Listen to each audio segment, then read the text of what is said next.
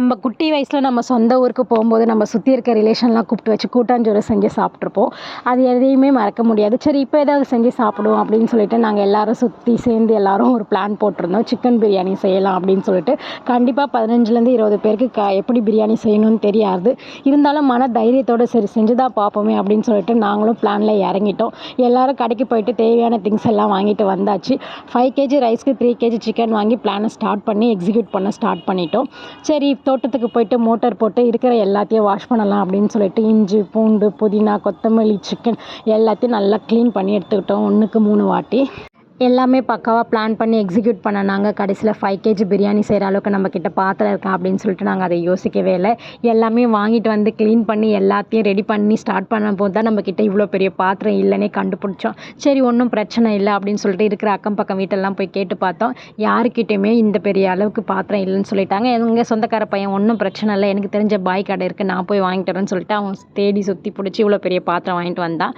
ஐயோ பிரியாணி அண்டா வந்துருச்சு, ரொம்ப சந்தோஷம், நம்ம இன்னைக்கு பிரியாணி சாப்பிட்றோம். பிரியாணி பாத்திரம் கிடச்ச எக்ஸைட்மெண்ட்டில் இருக்க மொத்த ஆனியனையும் கொட்டி எல்லா ஆனியனையும் ஃப்ரை பண்ண ஸ்டார்ட் பண்ணியாச்சு. அப்புறம் தான் தெரியும் ஆனியன் ரைத்தாக்கு ஆனியன் எடுத்து வைக்கவே மறந்துட்டோன்னு சொல்லிட்டு. ஓகே அதை அப்புறம் பார்த்துக்கலான்னு சொல்லிட்டு இருக்கிற ஒரு டப்பா நெய்யை ஊற்றி எல்லா மிளகாத்தூளையும் கொட்டி இருக்கிற எல்லா இஞ்சி பூண்டையும் அரைச்சி பேஸ்ட்டாக எல்லாத்தையும் கொட்டி வதக்க ஸ்டார்ட் பண்ணிட்டோம். இந்த ஸ்டேஜில் வாஷ் பண்ணி வச்சிருந்த புதினா, கொத்தமல்லி எல்லாத்தையும் கொட்டி அதையும் நல்லா மிக்ஸ் பண்ண ஸ்டார்ட் பண்ணியாச்சு. அதுக்கப்புறம் ஒரு பாக்கெட் தயிரை ஊற்றி மொத்த சிக்கனையும் கொட்டி நல்ல ஒரு கன்சிஸ்டன்சி கொண்டு வந்துட்டோம். எல்லா கன்சிஸ்டன்சி எல்லாமே நல்லா தான் இருக்குது, ஆனால் ஸ்மெல்லே வரலேன்னு யோசிச்சுக்கிட்டே இருந்தோம். அப்புறம் லெமனை ஊற்றி தேவையான அளவு தண்ணி ஊற்றி சிக்கன் எல்லாம் வெந்துருச்சா அப்படின்னு சொல்லிட்டு எல்லாத்தையும் நல்லா செக் பண்ணியாச்சு. அப்புறம் தான் தெரிஞ்சது எங்களுக்கு கரம் மசாலா போடவே மறந்துட்டோம்னு சொல்லிட்டு அதையும் பிரித்து கொட்டி டபரா போட்டு மூடி நல்லா அதையும் கொதிக்க வைக்க ஸ்டார்ட் பண்ணியாச்சு.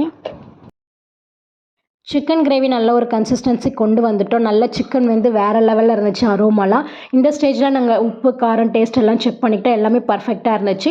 ஸோ டேரெக்டாக பாசுமதி ரைஸ் போட்டால் கண்டிப்பாக சொதப்பிடும்னு சொல்லிட்டு வேறு ஒரு பாத்திரத்தில் தனியாக பாசுமதி ரைஸ் வடித்து எடுத்துக்கிட்டோம். வடித்த பாசுமதி ரைஸ் ஒரு 80% நல்லாவே குக் ஆயிருந்தது. இந்த ஸ்டேஜில் பாசுமதி ரைஸ் அந்த கிரேவியில் போட்டு 4 சைடும் மிக்ஸ் பண்ணி நல்ல ஒரு ஹை ஃப்ளேமில் ஒரு 10 மினிட்ஸ் வேக வச்சுருந்தோம். வேக வச்சதுக்கப்புறம் இதுக்கப்புறம் நம்ம லோ ஃப்ளேமில் தான் வேக வைக்கணும்னு சொல்லிட்டு வாழை போட்டு நல்ல ஒரு 20 மினிட்ஸ் வாழை போட்டு தம் போட்டு எடுத்தோம். சிக்கன் பிரியாணி வேறு லெவல். நாங்கள் எக்ஸ்பெக்ட் பண்ணவே இல்லை. நாங்கள் எக்ஸ்பெக்ட் பண்ணாத அளவுக்கு பிரியாணி ரொம்பவே சூப்பராக இருந்துச்சு. ஃபைனலாக எல்லாருமே சாப்பிட்றதுக்கு வீடியோ எடுக்கலான்னு பார்த்தோம். பசியில் எல்லாருமே சாப்பிட்டு முடிச்சிட்டோம்.